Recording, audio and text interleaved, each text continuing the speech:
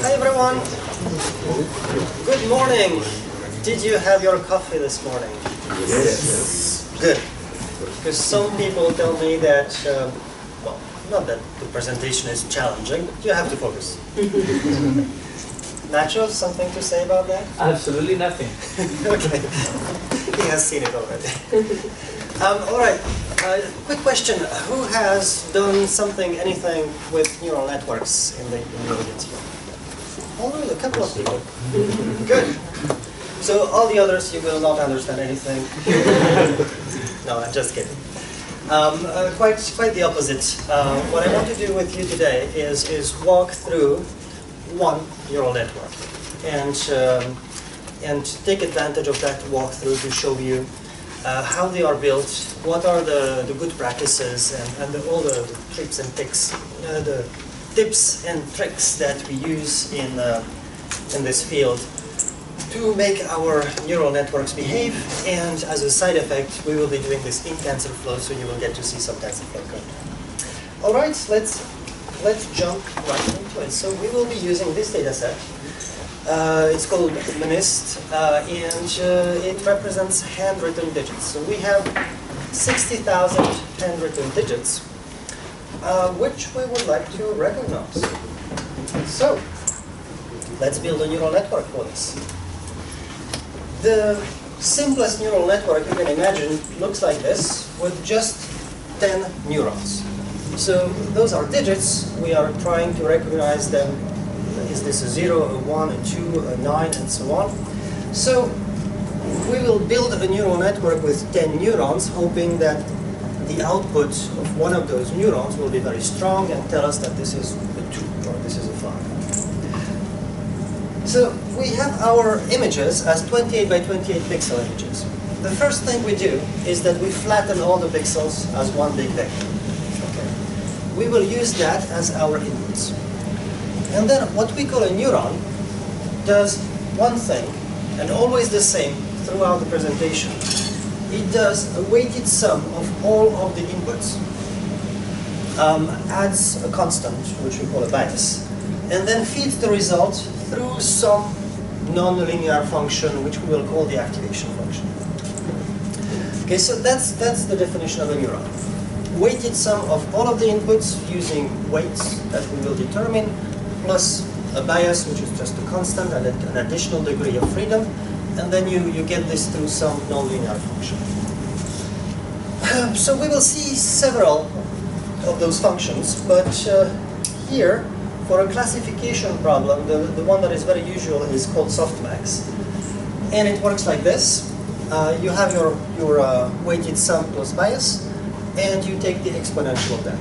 So you take the exponential of the weighted sums 10 times, and at the end you normalize the vector. You divide by the norm.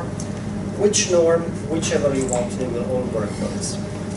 So the effect, and the reason it's called softmax, is that the exponential is very steeply increasing, so it will pull the differences apart.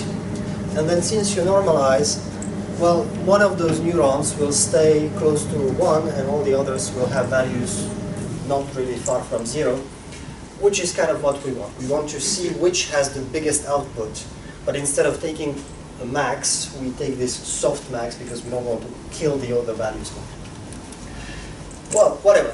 It's just an activation function that makes sure that one of those neurons will have a really high output, and we will see which number is recognized.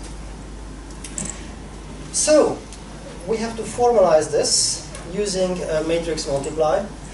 And we will do a little bit more. Instead of applying this just on one image, we are going to apply it on a batch of 100 images at a time. So here in this matrix, I have my 100 images, one per line. All the pixels flattened into one vector, one image per line. And then, this is my weights matrix. So then let's start the matrix multiply like this.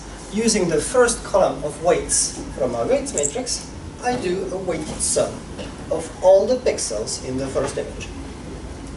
Okay, and this is the weighted sum for my first neuron. Then using the second column of weights, I do, in the same way, a weighted sum of all the pixels in the first image, and then a weighted sum for my second neuron. And so on until the last neuron. Now I need to add the biases, so I add one constant to each of those weighted sums. And that's it. I have my inputs for my 10 neurons. Now, if I continue this matrix multiply, okay, next line here, I will actually do the same for the next image, and then the next one, and so on. All right. So this matrix multiply actually formalizes what we have seen. Our 10 neurons doing the weighted sums of all the inputs. And we can write it like this, x times w. The only problem is here, the plus b. Okay. The results here is 10 columns, one because we have 10 neurons, and 100 lines because we have 100 images. And we are trying to add a vector that has just 10 elements. That doesn't work. But there is a simple trick. We can redefine what plus means. And actually, that is the standard trick in Python and in the NumPy numerical processing library in Python. It's called broadcasting plus. And what broadcasting plus means is that if you are trying to add two matrices and the sizes don't match up, try to replicate the small one as much as necessary until the sizes match. Well, it just happens that is exactly what we want to do here. Those 10 biases, we want to add them on each line. So the broadcasting plus will replicate this vector on every line, and if you do that, the sizes actually work and you can do plus. So with this little redefinition of what plus is, we can finally write our fundamental formula for one layer of a neural network. So let's go through this again. In X, inputs, we have 100 images, one per line, all the pixels flattened on one line. Then, multiplying by the weights matrix, we compute the weighted sums for those 100 images. So we have 10 neurons, there are 10 weighted sums per image. We also add a bias, and then softmax here works line by line. So line by line, we take our 10 weighted sums, elevate them to the exponential, and normalize. Next line, exponential of the weighted sum, normalize, and so on. And what we obtain is, for in each image, 10 numbers, one of which is hopefully quite high, and tells us which digit was recognized in that number. Okay? So 10 predictions for each image. All right.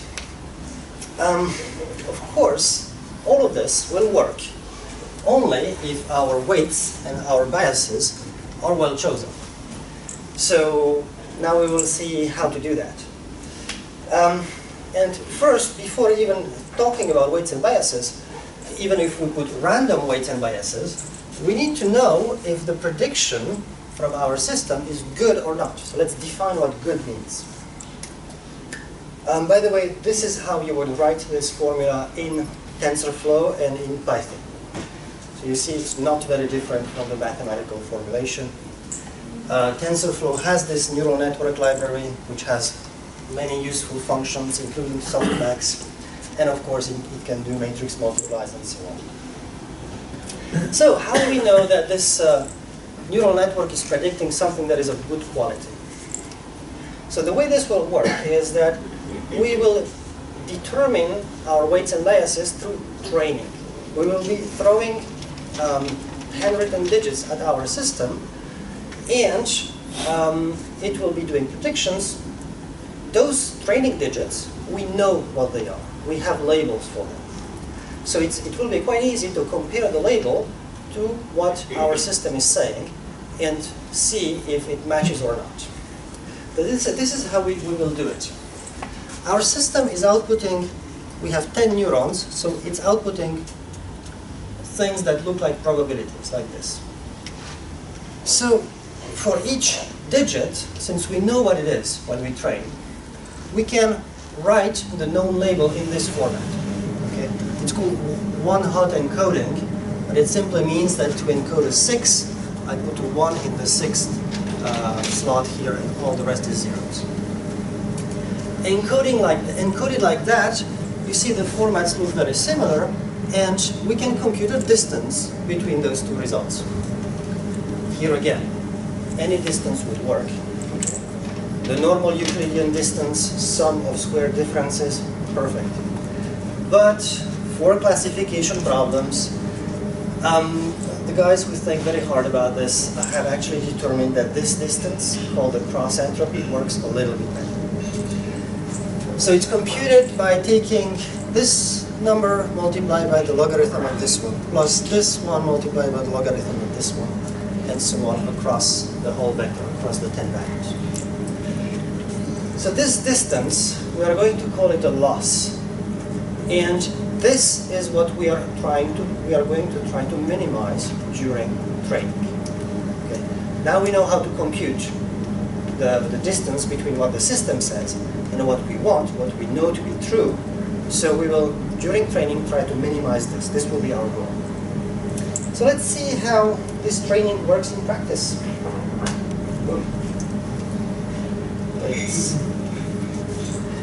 All right, so here I have my training images, 100 of them. And you see already, the ones on the white background have already been correctly recognized. It's only the ones on the red background that still are misrecognized by the system. Now, as we train, we also want to test the performance of this neural network in the real world.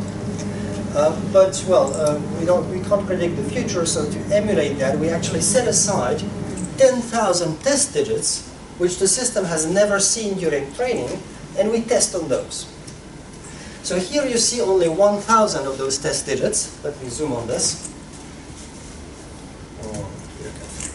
You have to imagine that you have 9 more screens of test digits, but again, they've been sorted so that everything that has been recognized on the white background is at the bottom, and only the images that are still badly recognized on a red background are here at the top, with a useful scale here which tells you how many images have been recognized from the test set. And actually you see with this very simplistic model, just 10 neurons, we are already recognizing 92% of our images. It's not so bad. So then this is the loss function, okay, both on training and test images. So you see it's going down, which is good. It means we are minimizing the distance between what the system says this number is and what we know to be true. And the accuracy is simply the percentage of correctly recognized images. So that one goes up on both, which you can see it as well here. And during training, what happens is that our weights and biases evolve. How, I'll tell you in a minute. But here on those histograms, you can see them changing. These are percentiles, so if you don't worry about that. The whole extent is where 100% of all the biases are, and here all the weights are. So what you see here is that they started at 0 and took values between -2 and 2, and the weights took values between -1 and 1.5, roughly. And these two graphs are mainly useful to see that things are moving, and it's useful to check that they are not shooting in the hundreds or thousands, because there you would see immediately that your system is diverging. All right, so this is how the training is going to work. You send training images with known labels. There is an algorithm that looks at those and modifies the weights and biases accordingly, so as to minimize the loss, and you repeat. So let's see how we write this in TensorFlow.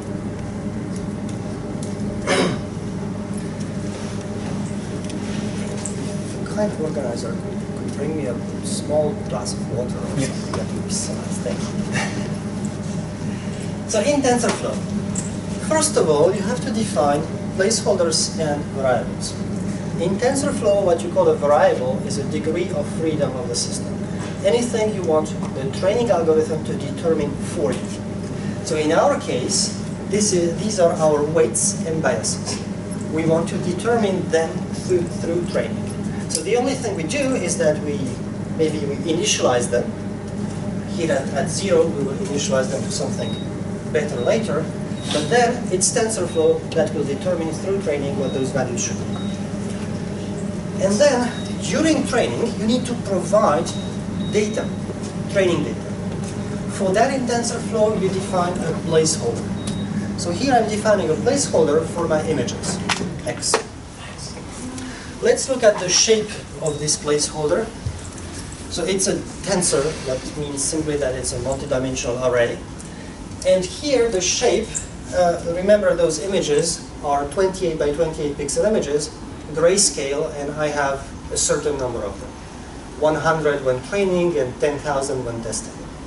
So that's what this shape means. Known here will be the number of images. It's not known now. It's whatever I will give it during training. 28 by 28, that's the size in pixels of my images. Thank you, Lubash.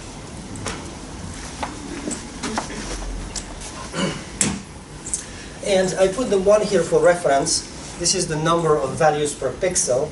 Of course, you don't need it if it's 1. But if you had RGB color images, this would be 3. There would be 3 values per pixel. Okay, so variables, placeholders. And now I can write my model. So this is the one-line formula you have seen previously for one layer neural network. The only difference is this reshape here, and that, as I told you, our images are 28 by 28 pixel, but in our model we actually want them all the pixels flattened out in one vector. So that's what reshape does. Okay? We tell it we want to reshape x into something that is vectors of 784 values. And the -1 here just means there is only one possibility. Figure it out. So this will end up being the number of images. All right, so we have our model. Now we define a second placeholder for the known labels. When we train, we send handwritten digits and labels telling it we know this is a 1, we know this is a 3, and so on. So these will be our known labels, and now we can compute our loss function. We have the predictions, we have the known labels, we can compute the loss function. And this one is, so that's an element-wise multiply between the known labels and the logarithm of the predictions. Reduce sum does the sum across the vector. And then here at the beginning, that's a little bit more complicated, but that's just the computation of the percentage of correctly recognized images for display. So you can try to parse those two lines offline. And now we get to the core of what TensorFlow will be doing for us. So now we have this loss function. We choose an optimizer. There is a full library of them, but let's take this one. And we ask the optimizer to minimize our cross entropy. So what is this going to do? The algorithm for finding how to modify the weights and biases to go into a direction where the loss is smaller relies on the gradient. So look at the cross entropy. What does it depend from? It depends from the predictions, which themselves depend from the images, the weights, and the biases. So what this will do here is that TensorFlow here will compute the partial derivatives of your cross entropy relatively to all the weights and all the biases in the system. That is a big help. How many weights do we have? 784 by 10, okay, almost 8,000. So that's a big vector of partial derivatives, and there are many thousands of them. And this is a formal derivation. It's not a numerical derivation. It's a formal derivation that TensorFlow does for us. Thank you, TensorFlow. This vector of partial derivatives, mathematically that's called a gradient. And the gradient has a nice property, which is that, somebody knows, it points to the better solution? It points up, which is not in our case the better solution. We want to go down, so we add a minus sign. So the gradient gives us the direction. Let's remember in which space we are. We are in the space of weights and biases. it tells us in which direction to change the space, the weights and biases to go somewhere where the loss is smaller. That's what we want. So here, we compute the gradient for one given set of images. It tells us where to go. We modify our weights and biases and repeat with the next set of images. That is the training algorithm. One little wrinkle is that if you jump by the full gradient each time, you might be going too fast. So to visualize this, imagine you're in the mountains, you're on a peak top, you want to find the bottom of the valley, you know where down is. Okay, we have senses that tell us that. We don't need a gradient, we can sense the gradient. But still, if you do big 10-kilometer jumps, you will be jumping from one side of the valley to the other. You will never find the bottom. So you have to go slow to actually follow the gradient to the bottom of the valley. So that is what the learning rate here is. Once you have your gradient, you add on a small fraction of the gradient to your weights and biases to move forward. Otherwise, you go too fast and you don't converge towards your minimum. All right, and now let's train. So, one more technicality. TensorFlow has a deferred execution model. Everything we have written so far using tf.something statements is actually only building a computation graph in memory. When those statements are executed, they don't produce values immediately. It's building the graph in memory. Why is that useful? Well, first of all, because TensorFlow needs this graph to be able to compute the gradient from it, to do the formal differentiation of your model relatively to all your weights and all your biases. And the second reason is that TensorFlow was also built for distributed computing. So if it knows what you are computing, it can do a lot of the logistics of distribution on multiple machines for you. But for us, when we program it, we have to pay attention to that. We have built our graph, and to start actually computing something, we need to initialize a session. When this session, TensorFlow session, is initialized, the graph is locked. But we can start actually computing values. And to compute a value, you call session.run on one of the nodes in this graph, and it will this time actually give you values. So that's what we do in this training loop. We load 100 images and known labels, and we call session.run on the training step, feeding in those images and labels through x and y underscore, which, if you remember, are exactly what we have defined as the placeholders for our images and labels. So this is the syntax for feeding the placeholders with actual data. What is training step? Here. It's what we got from the optimizer when we kindly asked it to minimize our loss function.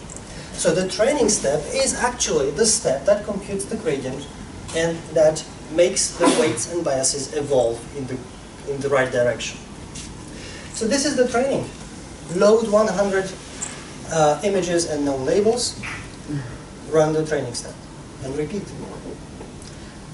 Everything here on the bottom is just computing values for display so that we can follow the computation. So here you see we are computing the accuracy and the loss on our training data, and again accuracy and loss on our test data, so that we can display it here on our curves. Accuracy on training and test data, loss on training and test data. Okay, so that's the full code. Let's go through it again. Variables and placeholders. Variables for the degrees of freedom of the system. Placeholders for the training data. Our model, the one-line formula for our one-layer neural network model. Then the computation of the loss function. Here we compute the number of correctly recognized images. Then we ask TensorFlow to, well, we select one optimizer. We ask the optimizer to minimize our loss. And then we train. In each loop, in each iteration of the training, we load 100 images and labels. and we call the training step on them. Okay, that's it.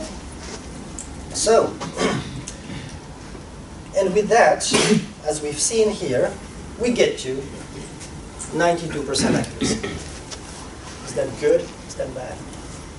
It's 92%, but I could just took those images and sort some of the pixels to the left and up, and it would still think it recognizes the digits. So it works 92% on the correct inputs, but if you could put just stupid inputs, some random pixels, Yeah. if the number of pixels that are matches a particular So yes. number, it would tell you that it's a number. Yes, this here we didn't train for non-images. How would you do that? That's a very good question. Well, instead of having 10 outputs, you would have 11 neurons. The last neuron being just, is this an image or not? Okay, that's how the small change you would do if you wanted to train for recognizing digits and recognizing that something is not a digit. Okay? So 92% is not so good. If you want to apply this in real life, it means you will be missing 8 digits out of every batch of 100 digits. I mean, imagine this in the post office scanning. No, it's not going to work. So we need to go to do better. Before we move on, small reminder of what we put in our recipe so far. So the good activation function for classification problems, the good loss function for classification problems, and this little trick of processing images 100 at a time. That actually has 2 advantages. The first one is that you work with bigger matrices, so that is easier to optimize on a GPU. It can go faster. And the second one is that actually when you compute the gradient on 100 images, it's a little bit more stable. If you compute it image by image, each image can point you to a slightly different direction. On 100 images, the updates go globally in the good direction. That's a waving hands, non-mathematical explanation of stochastic gradient descent. So if we want to do something better, we have to go deep. And actually, it's fairly easy to stack those layers. Okay? Here, the neurons were doing a weighted sum of all the inputs. On this layer, well, simply the neurons will be doing a weighted sum of all the outputs of the previous layer. And that's it. We can stack it as deep as you want, as long as the system converges. So let's try 5 layers. We will keep the softmax activation function on the last layer, okay? Because, well, we need the fact that it pulls one value very high up, and we can use it for classification. For the other layers, we will take the traditional neural network activation function, which looks like this. It's called the sigmoid. It's a smooth function that goes from 0 to 1. So in TensorFlow, now we need 1 weights matrix and 1 bias vector per layer. Okay. Otherwise, they are initialized the same way as previously. The only small difference is that this time I am initializing my weights with small random values. That's good practice. And here the truncated normal just means random. So 1 weights matrix, 1 bias vector per layer, and our model becomes this. So you should be able to recognize one line of this, which was what we had previously as one line for our one-line neural network. It's inputs x multiplied by the weight matrix plus the bias fed through an activation function. And here we can stack them. So you see this takes x, the images as the input, outputs predictions y1, and those predictions y1, we use them here as an input. Output y2, use them here as an input. And that's how we stack layers. So as I said, sigmoid activation function on all the intermediate layers, and softmax on the last layer. So, let's try this one. I put this one on video, so you can see what it does. And, well, with 5 layers, we are performing a lot better. That's quite nice, isn't it? But please, I have to stop this for. But still, I want to fix a couple of small parts. First of all,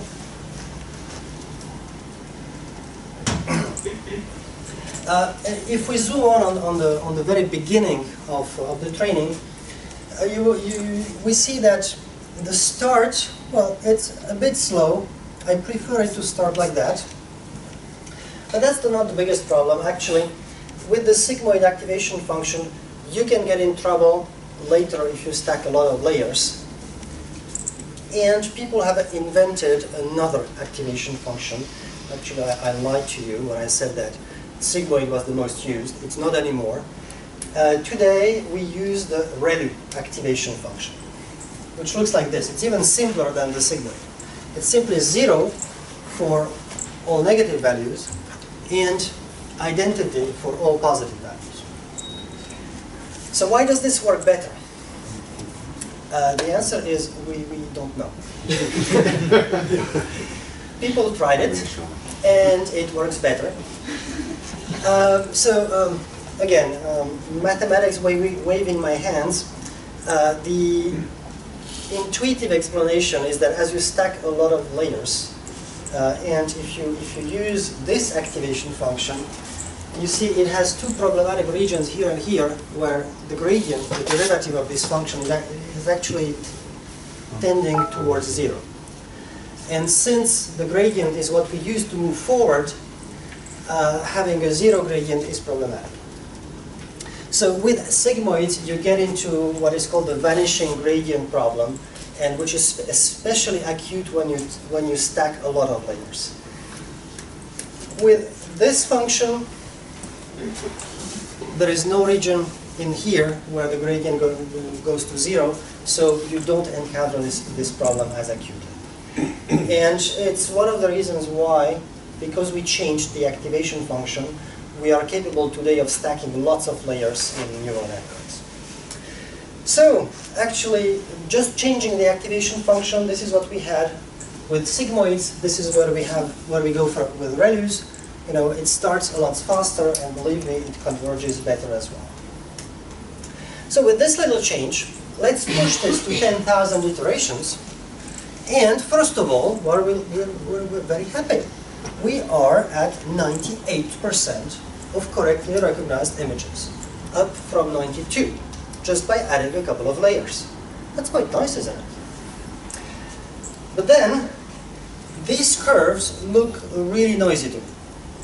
And look, the test accuracy is actually jumping up and down by a full percent.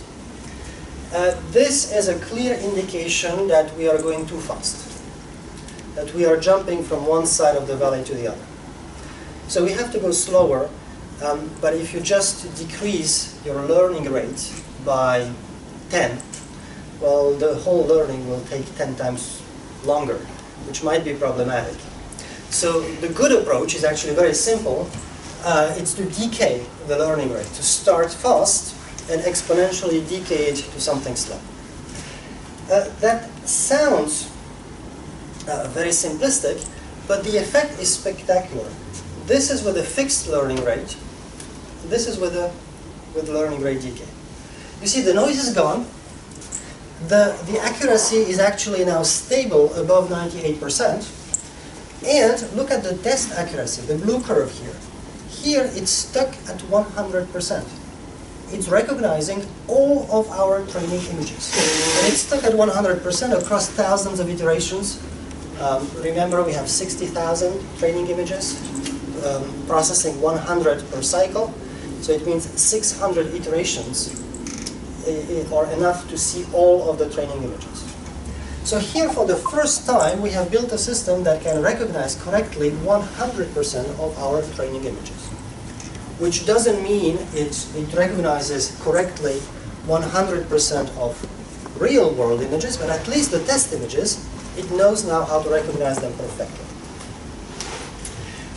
All right, but we still have one more problem. You see, our loss function The training loss, we optimize it, so it goes down towards 0. That works. But the test loss, well, if you think about it, there is no reason why it should also go down towards 0. The training algorithm never sees the test images. They are not involved in the computations at all. So it's kind of expected that the test loss will go down, but there is no reason why it could crash towards 0 completely as the training loss does. And that's actually what happens. But the extent of this gap between the two losses might be problematic. What it actually means is that your training is no longer having a positive effect on the real-world performance of your network. So this is usually called overfitting, and if you open a textbook at overfitting, it will tell you to try a regularization function. So why not? Let's try that. One that I like is called dropout, and it works by shooting neurons. So this is how it works. During training, you take a probability, for example, 25%, and at each cycle, you roll the dice and you kill 25% of your neurons. You remove them from the equation. And on the next cycle, you roll the dice again, and you kill 25% of your neurons. And that's how you train. Of course, when you evaluate the performance on test data, you put all the neurons back. So what this does in effect is that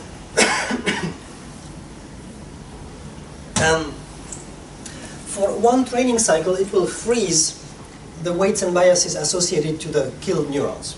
And those will not evolve in that training cycle. Here is how you write it in TensorFlow. So it has the dropout function, which you apply just after your activation function. Quite easy to write. And so let's see what this does. Actually, let us recap all the tricks that we have tried so far. So we had our 5-layer network using sigmoids as activation functions. We changed the activation functions to use ReLUs. So we have a slightly better start, and we actually gained a little bit of accuracy just by changing the activation functions.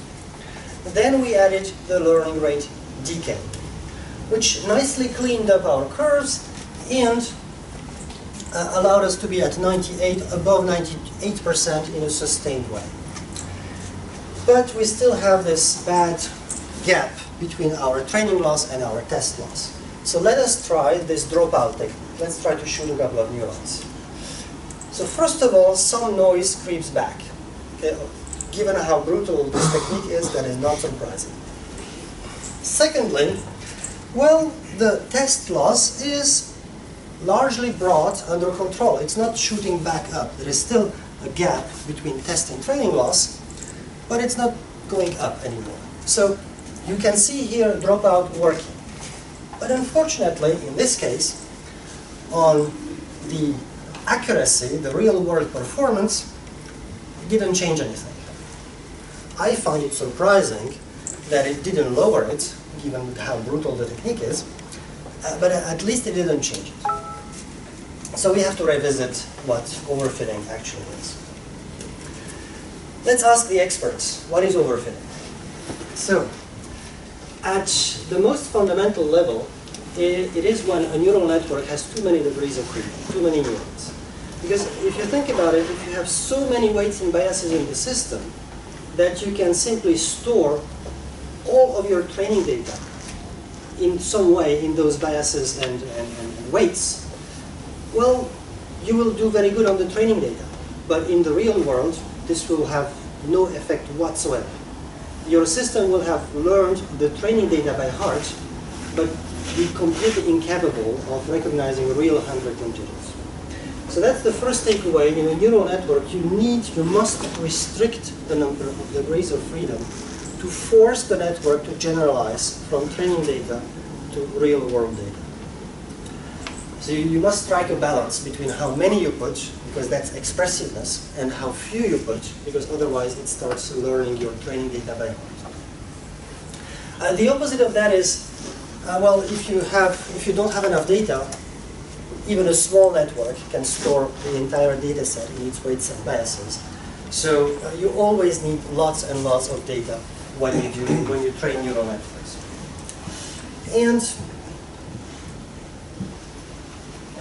But here we've done this right. I know I don't have too many neurons. Why? Well, the 5 layers is a bit of overkill for this problem, but I assure you I tried removing a couple of layers. It's not hurting performance, but it's not solving my overfitting problem. I know I have plenty of data, 60,000 training digits. So there is only one conclusion left. My network in some way is not capable of extracting the information I need to extract from my data set. It's not built in the right way. Does anyone have an inkling of why this would be the case? What did we do at the beginning that was stupid? Nothing of the Exactly. Exactly. Our images, it's digits. They are made of shapes, you know, circles, straight lines, curves, and so on. And all those shape information, we discarded it in the beginning where we took all the pixels and we put them all in a big bag without, you know, any ordering. So we need to preserve that shape information. And for that, we are going to build a neural network that is specifically designed to analyze shape information. Those are called convolutional neural networks. So here I'm going back to the general case of a color image. Okay? This is RGB, an RGB color image. And this time, a neuron will be doing a weighted sum of only a small patch of the pixels above it. Not all the pixels, just a small patch, 4 by 4. And then I will be sliding this patch across the image in both directions. But what is important to understand is that unlike in the previous case where each neuron had its own weights, here I'm reusing the same weights. I chose one little patch of weights, so 4 by 4 by 3 weights, and I'm sliding this patch of weights across the image in both directions. If I do this, oops, well, I obtain as many weighted sums as I had pixels in my image. How many weights did I use to compute those weighted sums? Well, as many as you see cubes here, so that's 4 by 4 by 3, that's 48. That will not be enough. Okay. Previously, remember, in our simplest model, we had about 8,000 weights. Here, 48, we need more. So, well, let's just do this again with a second set of weights. We choose a second set of weights, and here we, again, scan the whole image with this little patch and obtain a second channel of weighted sums. And since we are using tensors, it's quite easy to write those two as one by adding a dimension. And we have here the general shape of a weight matrix for a convolutional neural network layer. So let's go through this again. 4 by 4 here is the size in pixels of the patch. 3 is the number of input channels you are reading. So 3 here because I've got an RGB image. And 2 is the number of those patches that you passed, which happens to be also the number of output channels of weighted sums that you have produced. Written like this, well, you see that you can stack them. You have number of input channels, number of output channels. You can stack them by matching those. Last problem to solve. We still need to boil the information down. At the very bottom, we want only 10 neurons, okay, because we want to recognize our 10 digits. So the traditional way of boiling the information down was by subsampling those values. You would take 2 by 2 pixel groups and just retain the biggest value, because that's where the strongest signal is from the top. If you imagine that this patch is a kind of shape recognizer, it tells you, well, here I have reacted very strongly to some little shape. You want to preserve that information. So you subsample your image by taking on 4 pixel groups just the maximum. But there is another way, which is to simply play with the stride of the convolution. Instead of applying this patch pixel by pixel, if I applied every 2 pixels, well, mechanically I obtain twice less values in the output. And that's what we do today mostly. When we build convolutional networks, they are mostly only convolutional layers. So let's build a convolutional network. We have our image. Now it's, again, a grayscale image. First convolutional layer, using patches of 5 by 5, reading one input channel, it's my image, and outputting 4 channels of weighted sums. Next layer, stride of 2. So this time, I'm going from 28 by 28 to only 14 by 14. That's how I boil the information down. I'm applying those patches every 2 pixels. Well, every 2 values, because I'm applying them on those. My patches 4 by 4, reading in 4 channels, because I had 4 channels in the output here, and this time I'll use 8 of them. Next layer, again a stride of 2, so now I go from 14 by 14 to 7 by 7. Reading, so patches of 4 by 4, reading in 8 layers, because I output 8 layers at the step before, and I use 12 of those patches, so I obtain 12 channels. I finish with a fully connected layer, so that's the kind of layer we have seen previously.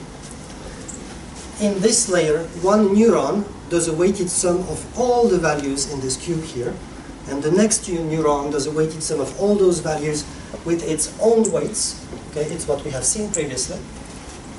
And I finish with my softmax layer at the end, so my 10 softmax neurons to actually produce probability. Excuse me. Yes? Could you say again what stride was? I couldn't follow that. Stride. Yeah. So when you have your patch of weights, here, you apply this patch of weights here, then on then 1 pixel to the right, 1 pixel to the right, 1 pixel to the right, to obtain the output values here. The stride is the one in 1 pixel. So if you apply it here and then 2 pixels to the right, and again 2 pixels to the right, you're jumping by 2 pixels, you are using a stride of 2. Okay. Yep. And that's just to mechanically obtain, with a stride of 1, you obtain 28 by 28 values, because you had 28 by 28 pixels here. With a stride of 2, you have only 14 by 14 values in the output. So let's try this. Let's try it. First we have to write it. So in TensorFlow you will again have one weights matrix and a bias vector per layer. But for the convolutional layers, they have this shape that we have determined previously. And for our fully connected layers, it's the normal shape. And now this is what our model becomes. So TensorFlow has this useful conv2d function. If you give it the image and a weight matrix, it will slide it across the image in both directions. It's nothing fancy. This is just a double loop. Plus the biases fed through an activation function. This is how one layer of a convolutional neural network is going to look like in TensorFlow. So I stack 3 of them. Then I reshape the outputs to have only one vector. That's here. I'm trying to read in this whole cube of information. So I reshape it to one vector.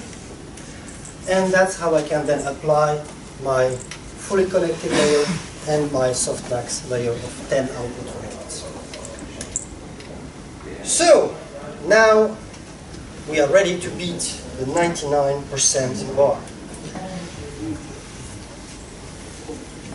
Almost. Almost. We got so close. Well, no, we are not going to abandon. We are going to beat the 99%.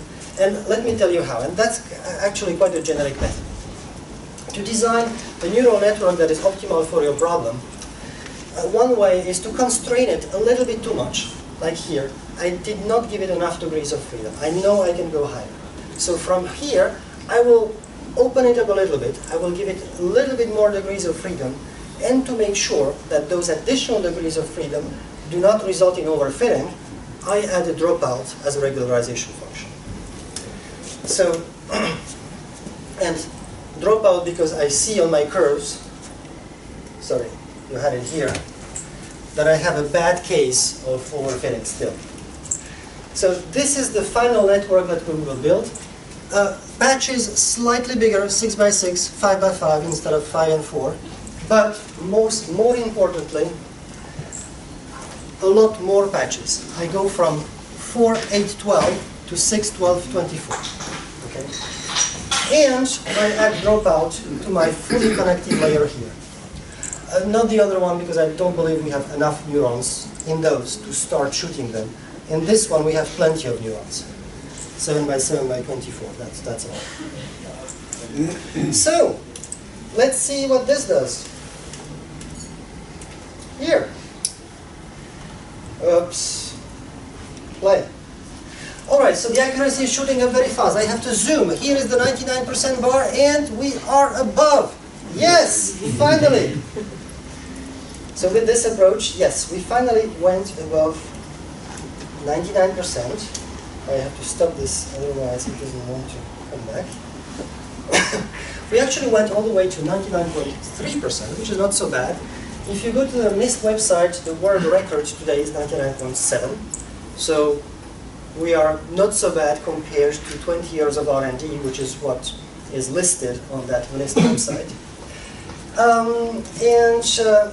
Well, I hope you enjoyed going through all of these tips and tricks on how to do this. To finish, let's see what dropout gave us here. So here I have my bigger network without dropout. You see, it's already above 99%. It's slightly bigger. But it has a bad case of overfitting. Adding dropout to the fully connected layer, this is what we get. So much better on the loss and the test loss here. It's brought back under control. And just adding that dropout gives us 2 additional 0.1% of accuracy here, which is huge. We're fighting for the last percent. It has only 0.1. So getting 2 of them by just applying a small function is absolutely fantastic, I think. All right, the Cliffs Notes. And to finish, so you have the link to the presentation here. For those of you who want to come to the code lab this afternoon, the code lab will be exactly this, but you will get to code to write the models. You will not be listening to me, you will be doing it yourself.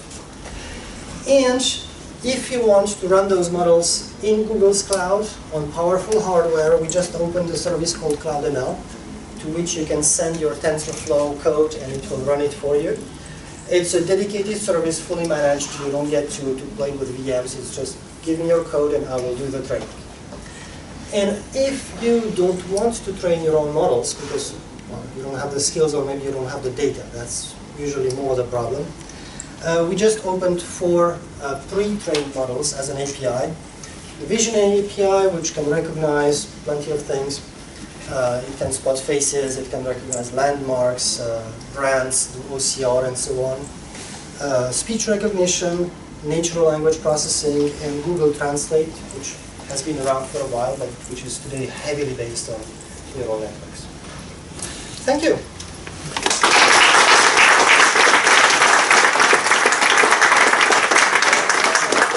Time for a question or two? Well, we can have 2 questions if somebody wants to ask. Yes. Can we go back to the training set versus the knowledge base? Initially you said that for specific numbers we have a knowledge base that we don't compare with the training set. That machine learning. So how much would you train the machine learning? What specific data would you put in the training? So here, for training in this data set, I have 60,000 digits on which I train, and I set aside 10,000 additional digits for testing. I don't train on those. But you also have the knowledge base at the beginning before on the training data, but also on the test data, I don't know exactly what you call the knowledge base, but for each image, I know what it is. I have a label in my data that tells me that this is a 1, this is a 5, this is a 9, and so on. I have that, yes. You must have that when you do training. And you must have that for evaluation as well. You will not use that for the model. The model is specific for ambiguous numbers. It is used in the model. It is. Those labels are used in the computation of the loss function. if we go back here to the loss function, how it is computed, right here, the loss function depends both on the predictions of my model. So the model only works on the images and produces predictions from the images. But then my loss function compares those predictions to my known labels.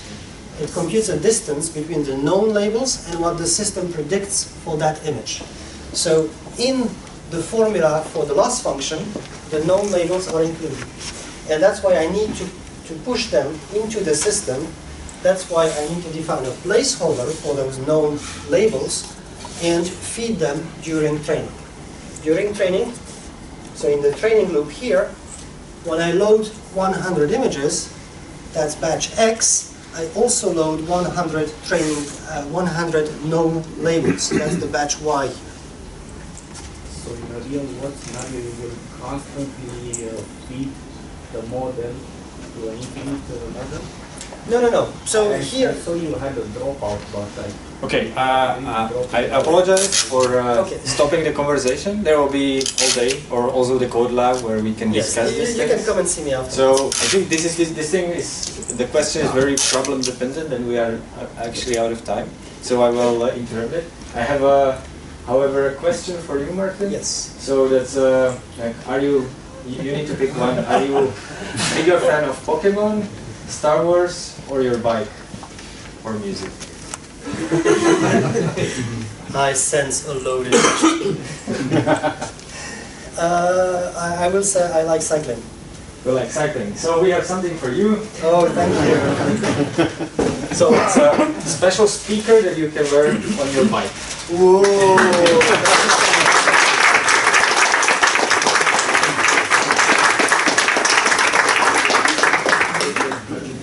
Thanks, and don't hesitate to come afterwards for questions.